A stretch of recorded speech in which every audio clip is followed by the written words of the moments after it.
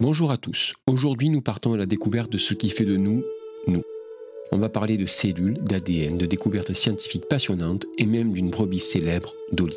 Imaginez que vous êtes une cellule de peau, vous avez un rôle bien précis, protéger le corps. Mais ce que vous ne savez peut-être pas, c'est que vous avez en vous toute l'information nécessaire pour fabriquer un être humain entier. Oui, toutes les cellules de notre corps ont le même ADN, même si elles ont des fonctions différentes. Ce qui change, c'est la partie de l'ADN qu'elles utilisent. C'est ce qu'on appelle la spécialisation cellulaire. Chaque cellule active certains gènes selon son rôle.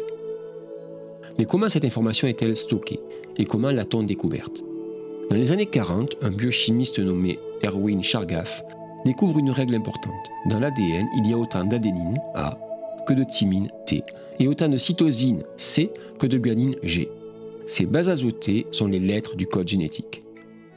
Mais qu'est-ce que ces bases azotées? Eh bien, c'est ce qu'on va retrouver sur ce qu'on appelle un nucléotide. C'est l'unité de base de l'ADN. Chaque nucléotide est composé d'un groupe phosphate, d'un sucre, le désoxyribose, et d'une base azotée, les fameuses A, T, C ou G.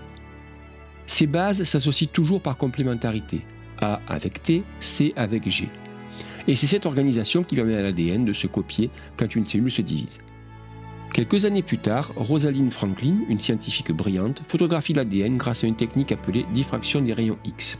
Sa fameuse photo 51 montre que l'ADN a une forme en double hélice, comme une échelle torsadée.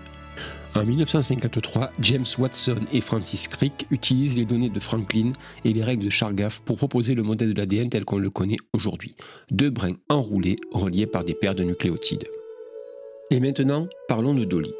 En 1996, des chercheurs en Écosse réussissent à cloner une brebis à partir d'une cellule adulte.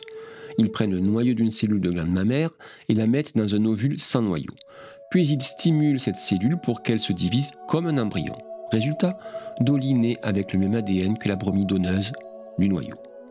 Cette expérience prouve que même une cellule spécialisée contient tout le code génétique pour créer un organisme entier. Elle n'en utilise qu'une partie, mais elle garde tout. Venons de voir comment une cellule peut être spécialisée, tout en contenant l'ensemble des informations de l'individu. Mais nous avons vu également que ces cellules spécialisées permettent de construire un organisme pluricellulaire, composé lui-même d'organes, eux-mêmes composés de tissus. Et pour que ces cellules puissent rester liées ensemble au sein de ces tissus, elles vont avoir recours à plusieurs mécanismes. Chez les animaux, c'est grâce à la matrice extracellulaire, un ensemble de molécules entre les cellules qui les aident à s'adhérer, à communiquer et à s'organiser. Par exemple, dans la peau, on trouve du collagène qui donne de la résistance et de l'élasticité. Chez les plantes, on parle plutôt de paroi végétale, encore appelée paroi pectocellulosique. Elle est rigide, composée de cellulose, et elle permet aux cellules de rester soudées, de se protéger et de garder leur forme. C'est grâce à cette paroi que les plantes peuvent se tenir debout et résister à la gravité. En résumé, toutes les cellules viennent d'une cellule unique. Elles ont le même ADN, mais n'en utilisent qu'une partie. L'ADN est une double hélice faite de nucléotides complémentaires. Des scientifiques comme Chargaff, Franklin, Watson et Crick ont permis de comprendre sa structure. Dolly a prouvé qu'une cellule spécialisée peut recréer un organisme entier.